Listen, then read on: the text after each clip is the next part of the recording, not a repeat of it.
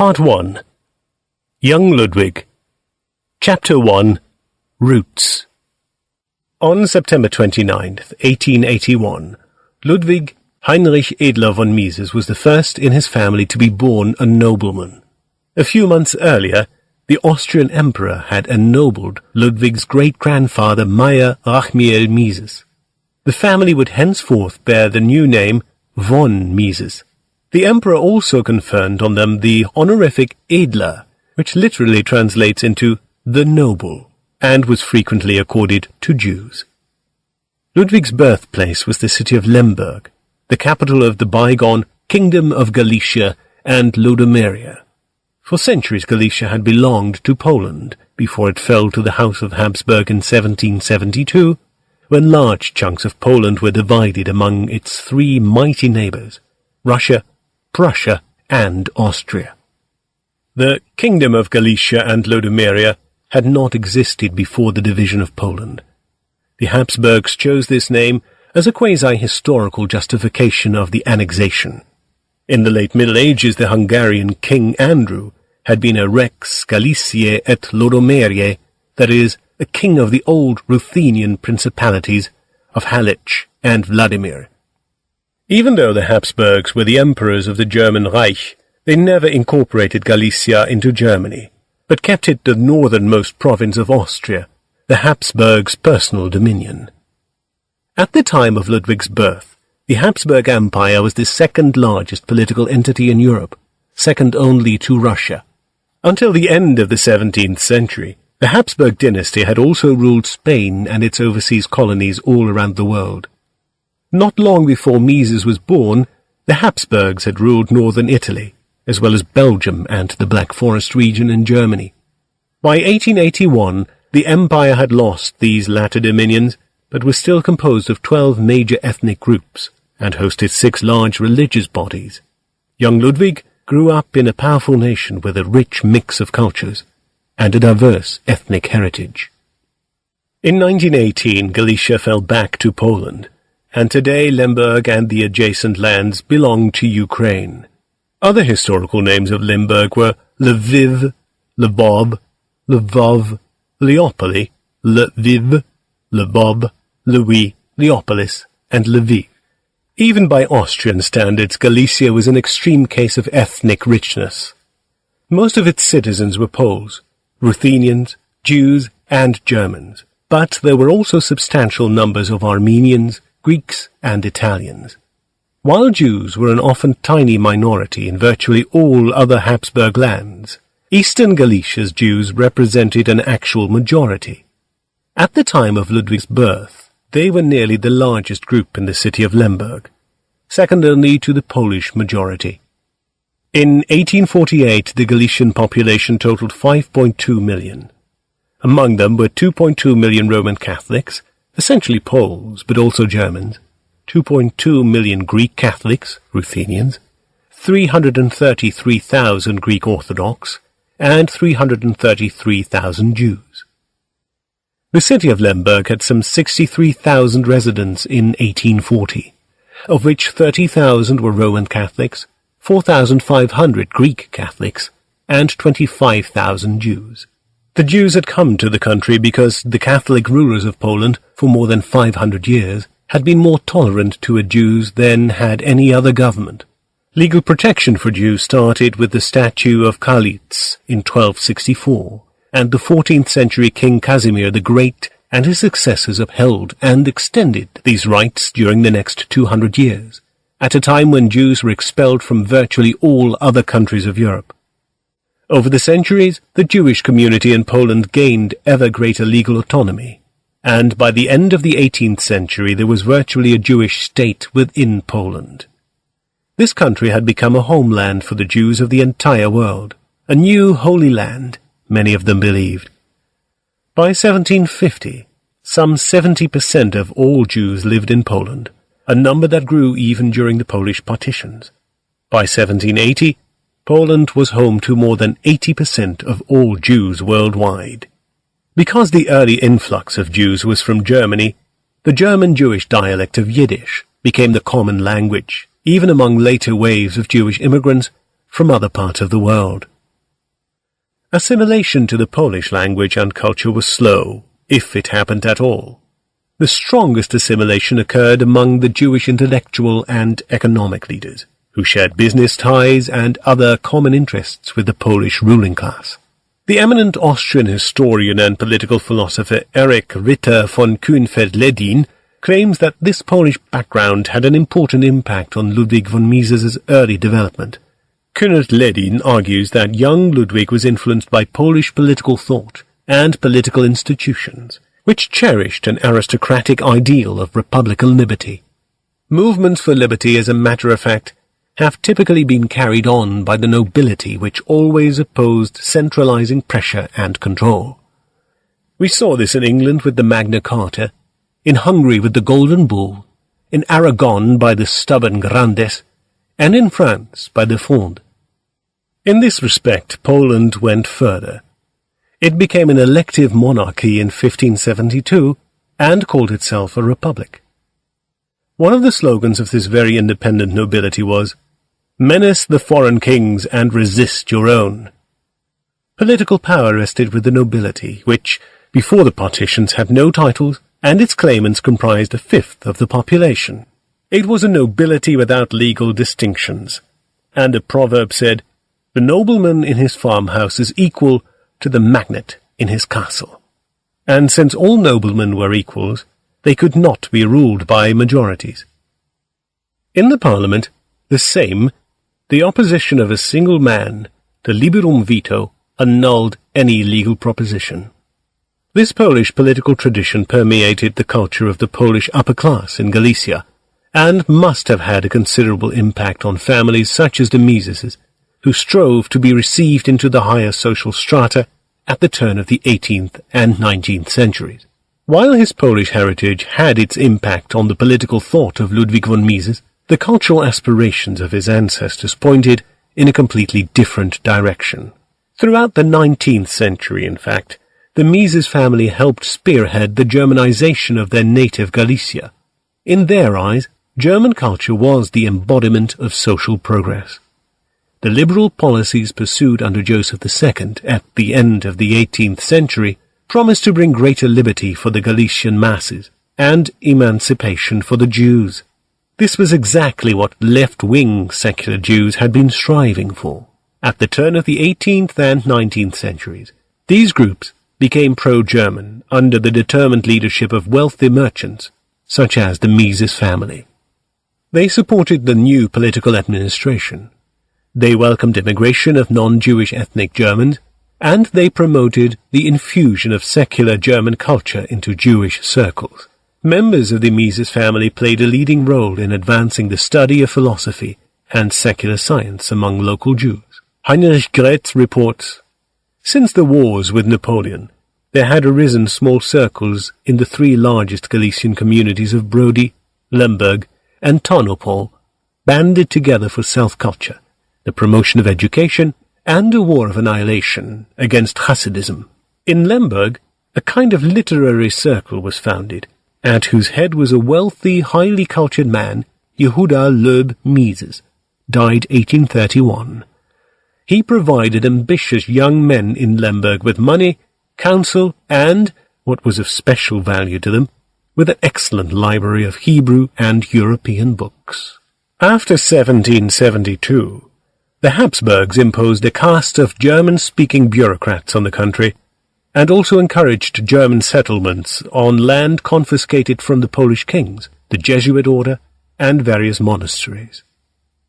The Germanization of Poland went on for almost a century, during which the Polish aristocracy repeatedly tried to shake off Austrian rule. After a failed attempt in 1863, the old political establishment of Poland finally came to terms with the Habsburgs, promising loyalty of its Koło Polskie, Polish club, to the Austrian crown in exchange for a free hand in ruling Galicia. In 1867, the Polish aristocracy obtained a Galician resolution in the Austrian parliament, which granted them a large degree of autonomy in this easternmost part of the empire. The Polen Club in Vienna became one of the main factions supporting the Austrian governments until the eventual disintegration of the empire in 1918. At the same time, the Germanization of Galicia was rolled back and eventually died out. Only the traditional pillars of German language and culture remained: civil servants and secular Jews. In 1880, there were some 324,000 Galicians whose first language was German. In 1910, only some 90,000 were left. Thus, even at its high point, the Germanization movement had a weak numerical impact in the part of Poland annexed by the House of Habsburg. The main reason was that most of the new settlers were Catholics, and were therefore integrated into the existing Polish parishes and schools. Until 1867, pro-German orientation was the basis of the Mises family's influence in local political affairs. It made their influence felt even in national circles once the appearance of railroads brought Galicia into ever closer economic ties with the rest of the Habsburg Empire. It seems that railroad construction was a spin-off of Jewish initiatives to promote the industrialization of Austria. Thus, William Johnson states that a few years after 1831, Solomon Rothschild persuaded Metternich to promote industrialization in the Habsburg domains. In the second half of the 19th century, railroads were an advanced technology that profoundly transformed economic, political, and social relationships. Railroad companies paid the highest salaries, provided opportunities for rapid career advancement, and attracted the most energetic and best-trained young men of the time. Virtually all these men belonged to a new intellectual class that had emerged during the 19th century, the engineers. Typically, the children of bourgeois families, engineers epitomized intelligence, hands-on pragmatism, goal orientation, and success. Railroads came to Austria in the 1820s, and by the early 1840s, the government was trying to take them over. During the next 10 years, many Austrian lines were socialized until the cataclysmic events of 1848 to 1849 brought the state finances into such disarray that, starting in 1854, a re-privatization became necessary. Once again under private ownership, the railroads reached Galicia. The Mises family was strongly involved in both of the two major Galician railroad ventures, serving as board members and bankers. A generation later, in the 1870s and 1880s, Ludwig's father, Arthur Edler von Mises, born on September 6, 1854, worked for the Czernowitz Railroad Company, while his uncle Emil was an engineer for the Karl Ludwig Company. Arthur von Mises had married Adele Landau, born on June 4, 1858, from Vienna. Her family came from Brody, an almost exclusively Jewish town on the border of the Habsburg Empire. Her father was Fischer Landau, and her mother Clara Kallier. Adele had followed Arthur to Lemberg, where she gave birth to Ludwig and his younger brother Richard Martin, born 1883. A few years later they had a third boy, Karl, but he died of scarlet fever when Ludwig was 12 years old. Adele's native Brody was in those days a free trade zone for commerce with Poland and Russia. Her family had made good use of the profit opportunities and become affluent and influential. Her marriage with Arthur was not only a matter of love, it was also meant to cement a more encompassing alliance between two of the leading families of Eastern Galicia. Significantly, at the 1873 elections to the Austrian Parliament, all three Jewish MPs from Galicia had family ties. Joachim Landau was elected for the city of Brody. Nathan Kallier joined the parliament as a representative of the Brody Chamber of Commerce, and Ludwig's uncle Hermann was elected for the county of Drohobitz. Joachim Landau was the brother of Ludwig von Mises' grandfather on the maternal side. Ludwig's grandmother on the maternal side was a Kallier, his grandfather a Landau. More than any other male family member of this generation, Hermann Mises featured the virtues that had made the Mises family so successful, and which, a generation later, would also characterize his nephew Ludwig: enthusiasm, determination, intelligence, love for his fatherland, leadership, and unpretentious and clear writing. After directing a branch office for a large insurance company and exploring for petroleum in Galicia, Hermann moved to Vienna in the early 1870s to work for a major newspaper, the Morgenpost. In 1873 he became a one-term member of the Reichsrat, the Austrian parliament, for the Galician district of Sambor-Drohobych, then returned to journalism, writing for another major paper, the Wiener Allgemeine Zeitung, where he was a tireless advocate for the industrialization of Galicia. There seems to have been an oil boom in what came to be called the Galician Pennsylvania. Hermann's election district around Drohobych, an area southwest of Lemberg. At the turn of the 19th and 20th century, Galicia was the number 4 producer of petroleum worldwide, after Russia, the United States, and the Dutch West Indies. Hermann and his brothers and cousins continued a tradition of achievement that can be traced back at least to their great-grandfather Ludwig's great-great-grandfather Ephraim Fischl Mises. Fischl was a large-scale fabric merchant and real estate owner in Lemberg. After the Polish partition of 1772, the inhabitants of this poor rural area greatly profited from the new Austrian rule, which brought unprecedented liberties for the rural population and also for the cities, even though Maria Theresa, empress at the time of the partition, was not a champion of Jewish liberties. Some of her most important consultants, the famous Sonnenfels, for example, were of Jewish origin, but she would not tolerate Jewish residents in Vienna. Jews were expelled from Vienna under Leopold I in 1669 to 1670. A few years later, these measures were rescinded rather half-heartedly, and so things remained as in 1670. As far as Maria Theresa is concerned, cultural historian Robert Kahn states, "Within the first 5 years of Maria Theresa's reign, the Jews were driven out of Bohemia, 1745, and less than 3 years before her death, less than 5 years before Joseph II issued the famous Toleranzpatent in 1777, she wrote these words, 'In the future no Jew shall be allowed to remain in Vienna without my special permission.' In the cities that did tolerate Jewish residents, such as Lemberg, Jews were forced to live within special areas, the Judenviertel. They were generally prohibited from trading in the forbidden districts of the empire, and even those who had permission to trade there on business days could not stay overnight. So it remained from her reign well into the 19th century. Despicable as the system of regulations was, it allowed for exceptions.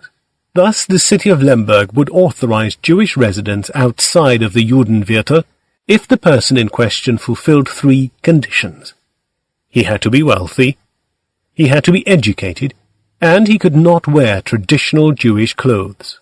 A case in point was Fischl Mises, who enjoyed the privilege of living and trading in the forbidden district of Lemberg, where he also acted as the president of the secular organization of local Jews, the Jewish Cultural Community, Israelitische Kultusgemeinde. On June 23, 1800, Fischl's wife gave birth to the true founder of the Mises dynasty, the inexhaustible polymath Meyer Rachmiel Mises. The boy quickly proved to be successful in many fields, and his father made him a partner in his firm early on.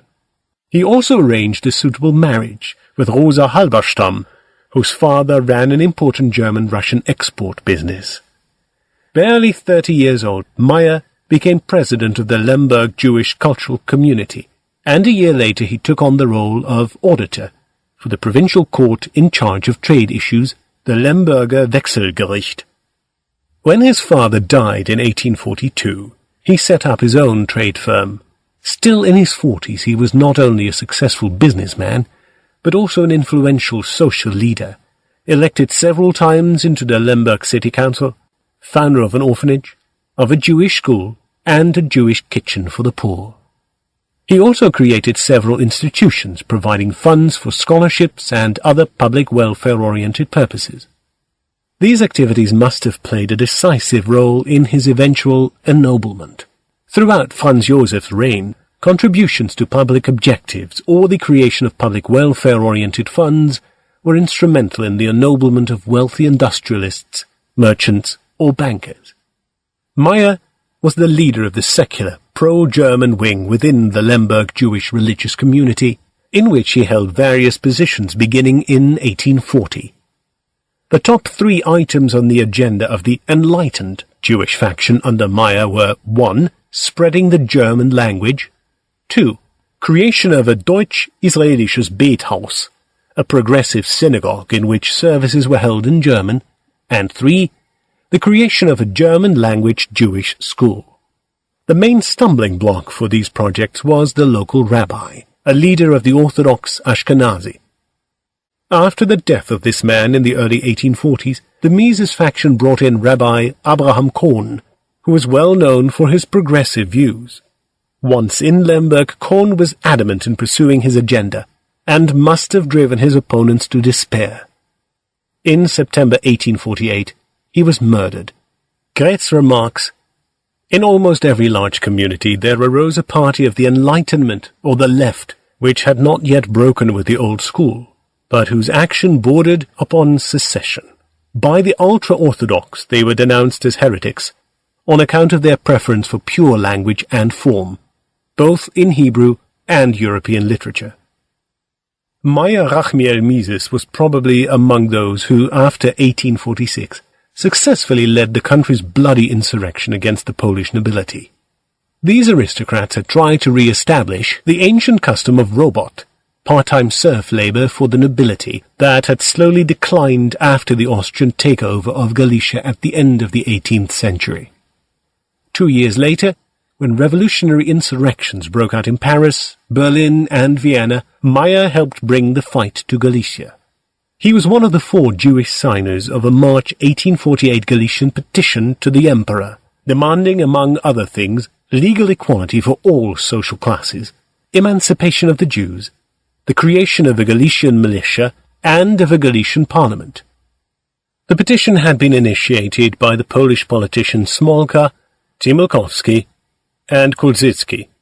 It also demanded the introduction of the Polish language in public schools and civil service.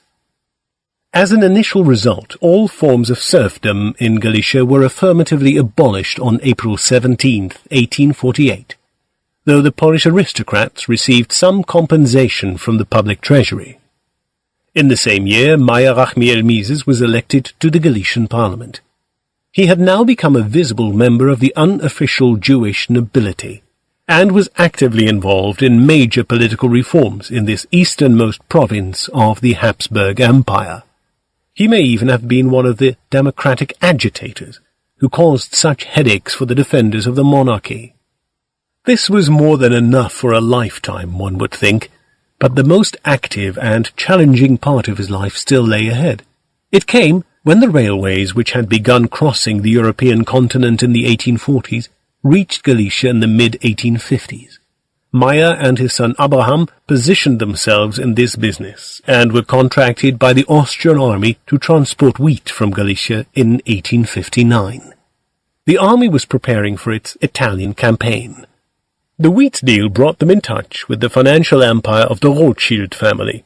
In 1855, Anselm von Rothschild had established the Kreditanstalt Bank, which specialized in financing industrial ventures and would soon become the largest bank on the Vienna Stock Exchange. One of its first major operations was to finance the Italian campaign. The deal must have gone well, for in 1860 Abraham accepted a position as director of Kreditanstalt new Lemberg branch office. Meyer had moved to banking 3 years earlier, becoming a director of the Lemberg branch office of the Austrian National Bank, the central bank of the empire, until the creation of the Austro-Hungarian Bank in 1879.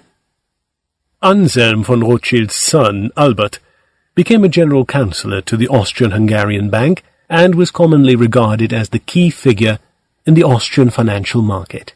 It is likely that his father played a similar, though less publicized, role in the National Bank.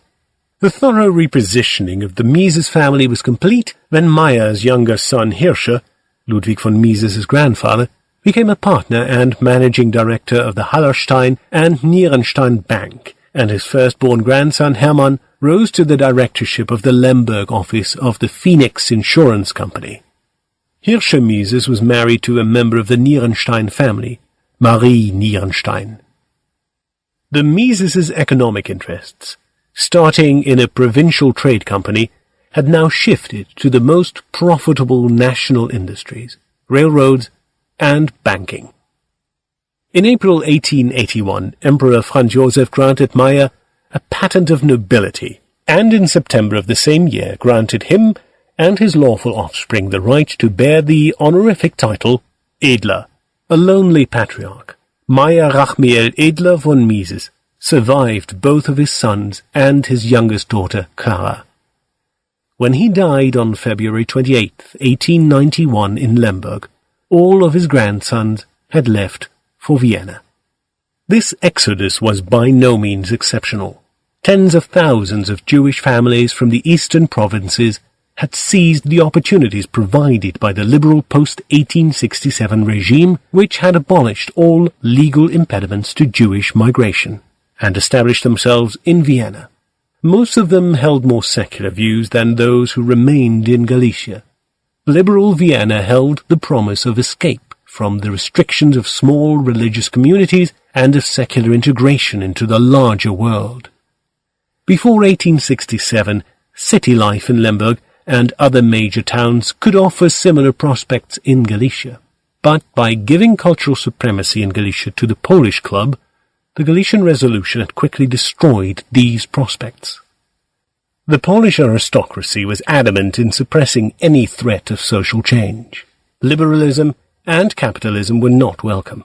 Neither were German language schools, the great harbingers of social change in the preceding decades. In the Lemberg Jewish community, the rollback of German cultural supremacy was completed in 1882, when a pro-Polish president was elected to the Jewish cultural community. In the case of Ludwig's father, Arthur, however, the crucial circumstance prompting his departure for Vienna may have been more prosaic.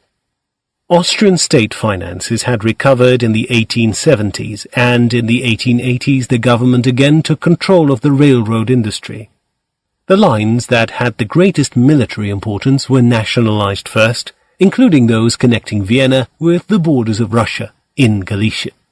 In the wake of this takeover, Arthur von Mises was accepted into the civil service as a construction councillor to the railroad ministry in Vienna. Other family members had followed in the same path. By the 1890s, at least 3 of Arthur's brothers and cousins, Emil, Felix, and Hermann, had left for Vienna too. Felix was a chief physician at the Vienna General Hospital, and Hermann was a reputable journalist and politician. In those days, joining the civil service in Vienna was a big improvement in any man's career. Employment in public administration was comparatively rare, and far more prestigious than any other field of activity. The family moved into an apartment at Friedrichstrasse 4, its home for the next 15 years. Adele had a maid and a cook to assist her in running the household, standard in bourgeois families, while her main duty and passion was the education of her sons. This involved most notably placing them in good schools to prepare them for their future careers. The Miseses had become a typical Jewish family for the Vienna of that time, as described by cultural historian William Johnston. It was characteristic of them that a businessman father would marry a wife who was more cultivated than he was. Together the couple would settle in Vienna, often in the Leopoldstadt district, where he established a career while she supervised the education of the children. The cultural ambition of the wife was then passed on to the sons, who aspired to excel their fathers by entering one of the liberal professions. By all human standards, Adele von Mises did an outstanding job educating her 2 sons. Each did far more than just surpass his father. They both turned out to be scientific geniuses, Ludwig in the social sciences and Richard in the natural sciences. Ample administrations of motherly love provided the foundation for their astounding achievements. But there was more. Adele taught her sons to care for others. Charitable works were a quintessential part of her upbringing. She taught them to be modest and frugal. Ludwig was a rigorous bookkeeper throughout his life. He kept track of his income and daily expenditure in a personal ledger. She taught them to honor truth and virtue more than the encomiums of the world. She taught them the art of writing, and she taught them always to strive for excellence. In all of their later endeavors, Ludwig and Richard would be thorough and systematic. In their professional lives, this was a matter of course, but it also permeated all their other activities. Ludwig, for instance, sought instruction even in popular sports, such as mountain hiking, and when he played tennis it was always with a trainer.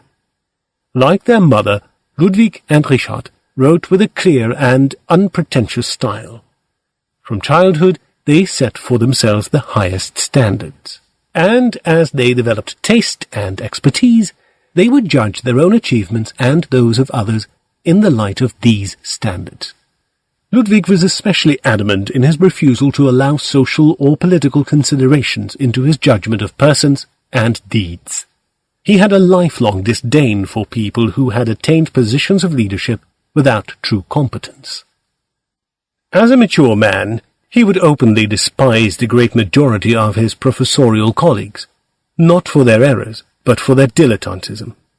About the typical German economist, he wrote, "Such studies of economic state science necessarily repelled young people with intelligence and thirst for knowledge. Instead, it strongly attracted simpletons.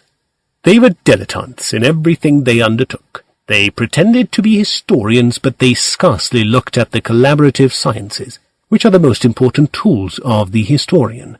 The spirit of historical research was alien to them.